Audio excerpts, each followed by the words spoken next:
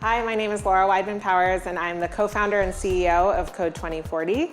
And I oversee strategy, operations, marketing, fundraising, and pretty much everything that our incredible team of 25 does to create impact on a daily basis. Code2040 aims to close the racial wealth gap in the US. And we do that by working on getting better representation for Black and Latinx people in the tech sector.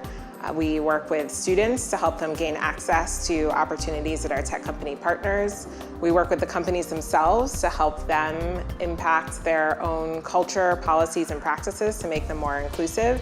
And we also work with entrepreneurs to support Black and Latinx tech entrepreneurs who want to build the companies of the future, which we think will be more inclusive as well. The Code2040 residency came out of a conversation that I had with John Lyman, who at the time was running partnerships at Google for Entrepreneurs in the summer of 2014.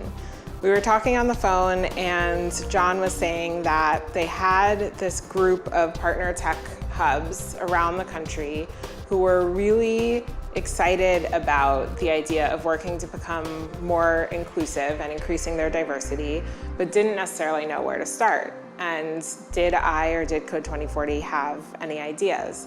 And that led to a brainstorm thinking about what are some of the challenges and how might we structure a program to translate those challenges into opportunities. And one of the things that we identified was that there weren't necessarily people sort of held up as success stories in all of these communities.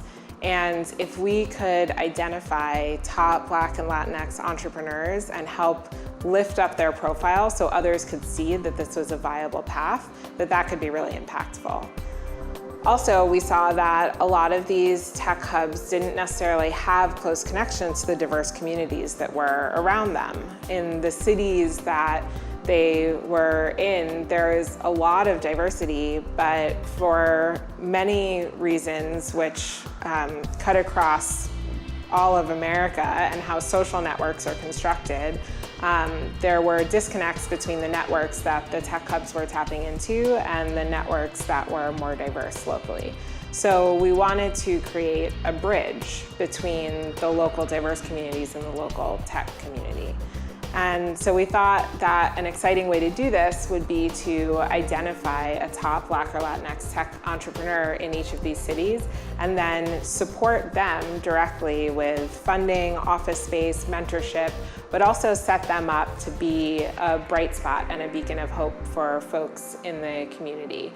And as a way to pay it forward, they actually provide feedback and coaching and leadership around diversity in their tech hub. So it's been really exciting to see how that has played out and ways in which each of the tech hubs have innovated and created new programs and products and solutions that we couldn't even envision, because so much of what needs to happen is really on a local level. And now there's a great partnership in place to have that come to fruition.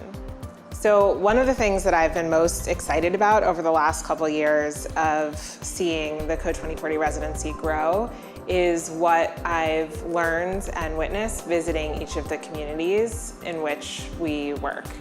I really believe that the entrepreneurship that we are going to see come out of different cities around the country over the next 5 to 10 years is going to far outstrip what we see coming out of the dominant communities today moving forward. Because in each of these cities, we're seeing way more diversity and way more different types of approaches to what it means to build and fund a company. And I think that diversity in all senses is going to make for much more sustainable ecosystems. Silicon Valley is a really exciting place, and it's a place with a lot of culture and history and systems that's baked in. And when you travel around to these other cities around the country that have newer entrepreneurial ecosystems, you see the potential for creation in a way that is more equitable, and equally sustainable and creative. So I've really loved getting to see and know entrepreneurs and ecosystems across the country because I think so much of the future is being built there. I really get such a kick out of watching our entrepreneurs in action. I had the opportunity to go to a conference with a handful of them this past summer, and one of the entrepreneurs who has a hardware product was actually demoing throughout the entire conference, and I got to see the way that she inspired other folks to believe in her vision in real time, which was so amazing. And as an entrepreneur myself, I get recharged by listening to our entrepreneurs pitch their businesses because they're so impressive and inspiring. When I think about who would make an ideal EIR, I think about someone who is passionate and resilient and willing to learn along the way. I know personally how hard it is to have a startup and to launch and run a company. And we know that a lot of startups don't succeed. We are really passionate about making sure that you as an individual succeed, whether it's with your company or a transition past it. I think so much of what makes an EIR effective is their ability to listen, their ability to co-create with other folks on the ground, and their ability to build community. Really, a lot of what we see as great outcomes from the program is when connections are made that wouldn't have otherwise been made in the local ecosystem. One of the really exciting benefits of participating in the residency is the ability to create within a cohort. Being an entrepreneur is lonely. You are the only person with your title and your role at the organization, and it can feel hard a lot of the times. And as I've built Code2040 over the last 5 years, I've found that one of the most important things for me to have is a community of other entrepreneurs that I can talk to and rely on.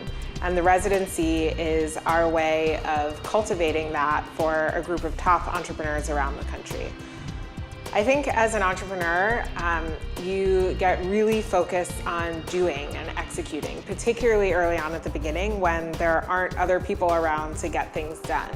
And what I've come to realize building Code2040 is that storytelling is really important too. And it doesn't always feel that way, and it often takes a back seat when you're building.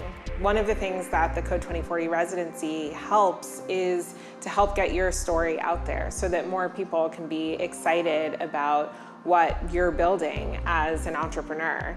And when folks get excited, that's when they start to pitch in and help out. So that storytelling, which can feel like a distraction, actually can help accelerate growth and success. And we really want to play a role in that for each of our entrepreneurs. One of the most unexpected but gratifying things about Code2040 has been the strength and depth of the community that we've built as an organization. I'm always amazed by how engaged and passionate people from all backgrounds are in the organization and in opportunities to connect with one another.